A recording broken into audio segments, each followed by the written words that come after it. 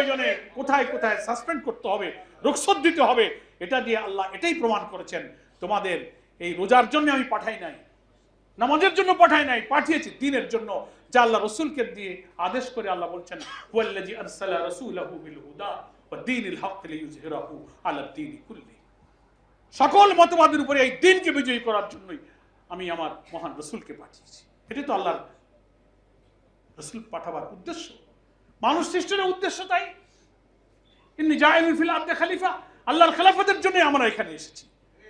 ইল্লা লিয়াবুদুন, আল্লাহর গোলামি ছাড়া আর কোনো উদ্দেশ্যে মানুষের আর জিনের পয়দা হয় নাই।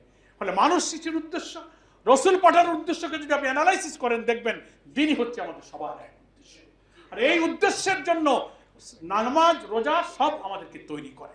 আসুন মুআজ্জাজ উলামায়ে কেরাম, আমরা রোজাকে এভাবেই জাতির সামনে উপস্থাপন করি।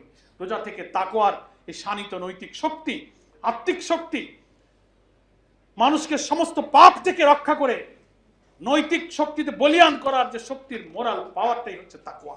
এই তাকওয়াটা অ্যাবস্ট্রাক্ট জিনিস, এটা বাইরে থেকে ধরা ছোঁয়া যায় না, এটা অনুভব করা যায়। পাপ থেকে বাঁচানোর এই নৈতিক শক্তি এই তাকওয়ার মধ্যে আছে। স্কলাররা তো বলেন, আর রোজা রাখলে এটা বোঝা যায় যে মানুষের সমস্ত অন্যায়, পাপাচার, নফসানিয়াত, উস্কানি দিয়ে যত পাপে আমাদেরকে শয়তান লিপ্ত করে, তার প্রধান তিনটা রুট আছে। একটা হলো ক্ষুণ্ণবৃত্তির চাহিদা। ক্ষুণ্ণবৃত্তির চাহিদা পূরণ করতে মানুষ যখন আল্লাহর সীমাকে লঙ্ঘন করে, তখন পাপের রাস্তা খুলে যায়। আর আরেকটা হচ্ছে সেক্সুয়াল ডিমান্ড। মানুষের সেক্সুয়াল ডিমান্ড পূর্তি করতে গিয়ে সে যখন আল্লাহর হুকুম এবং বিধানকে ভুলে যায়, অনাচার, পাপাচার, ধর্ষণ, বেপর্দা, নাফরমানি তখন সমাজে শুরু হয়। আরেকটা হচ্ছে বিত্ত, বৈভব, ধন সম্পদ, আরামপ্রিয়তা, ভোগ বিলাসের জীবন। এটা যখন মানুষ আল্লাহর সীমা ছাড়িয়ে যায়, তখন সমাজে কিন্তু অনাচার, পাপাচার শুরু হয়। সময় কম, ব্যাখ্যা দিতে পারছে না। এই তিনটা পাপের রাস্তা আল্লাহ তাআলা সিয়াম সাধনা দিয়ে এই রাস্তাকে কন্ট্রোল করছেন, রুটকে কন্ট্রোল করছেন।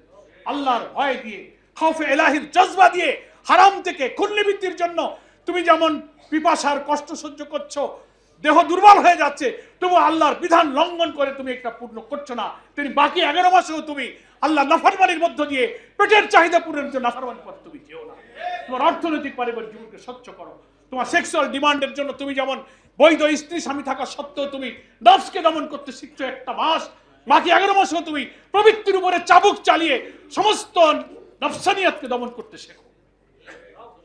তারাবি বিরাম নাই, সেহেরি ঘুম ভালো নাই, তেলাওয়াত, সারাদিন আমার কর্মজীবন, এই যে কন্টিনিউয়াস একটা লেবরিয়াস, একটা পরিশ্রম প্রিয় জীবন, আরাম প্রিয়তা ত্যাগ করে আল্লাহর হুকুম মানার জন্য কষ্ট করতে হয়, এই ট্রেনিংটাও তুমি এখানে রমজান থেকে শিক্ষা গ্রহণ